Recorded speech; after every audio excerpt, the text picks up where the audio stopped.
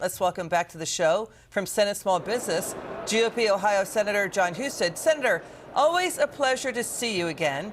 Are we going to see the Democrats scrambling over this? Because Trump could go to each swing state and tout the jobs and investments under him like he did in Pennsylvania last night. Yeah, he did an amazing job. He's selling the plan. Look, there are three ways to make things more affordable. Earn more, keep more of what you earn, and drive down prices. And that's exactly what we're doing in Congress and working with President Trump. Wages are now finally increasing higher than at a faster rate than inflation is, which was the opposite under Joe Biden. And with the big, beautiful bill, we're allowing people to keep more of what they earn. It's the largest middle-class tax cut in American history.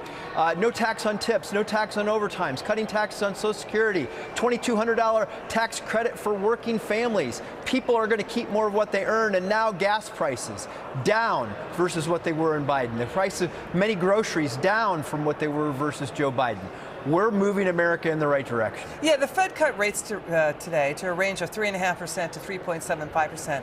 Fed Chair Powell today undercut the Democrat affordability messaging, saying the Fed sees more GDP growth, more productivity growth, leading to lower inflation to around 2.4% to 2.5% for core PCE. Inflation rose 22% under Biden. Grocery prices rose about 24% under Biden.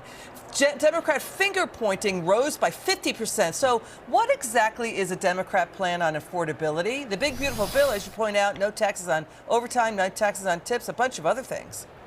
Yeah, they don't really have a message because they created a huge, huge inflation problem. Donald Trump is stabilizing it with many of the policies that we have. We're letting people keep more of what they earn. They don't really have a strategy going forward. And by the way, the number one driver of inflation in the 21st century is health care. What's the policy? Obamacare. Obamacare is broken. It's driving up prices. And the Democrats don't want to fix it. They don't want to stop the fraud in the system that is crippling the federal budget and many people's pocketbooks. They don't have a strategy. We're driving forward with ours, and it's beginning to work. And you made the point about Jerome Powell. He's no friend of the administration. The fact that he says inflation is down, cutting interest rates means that it's real, it's happening.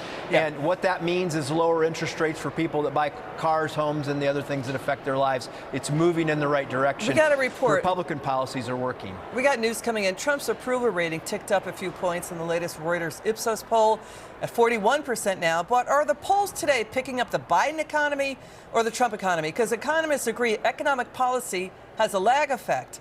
Voters in the polls are feeling Biden's record inflation, Biden's bad pandemic recovery mistakes, plowing money into a lockdown economy.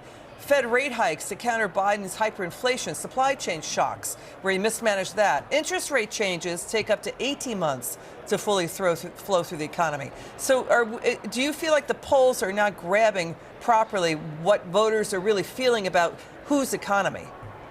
Well, this is what I think. I think that the president has had to spend an awful lot of time talking about Israel and Hamas and Ukraine and Russia and dealing with our foreign adversaries on trade. And now he's getting back to talking about the issues that matter to people in their daily lives the same way he did when he got elected. And now that he's talking about the issues that people care about most back at home, then now you're going to start to see his popularity rise. Senator John Husted, thanks for joining us.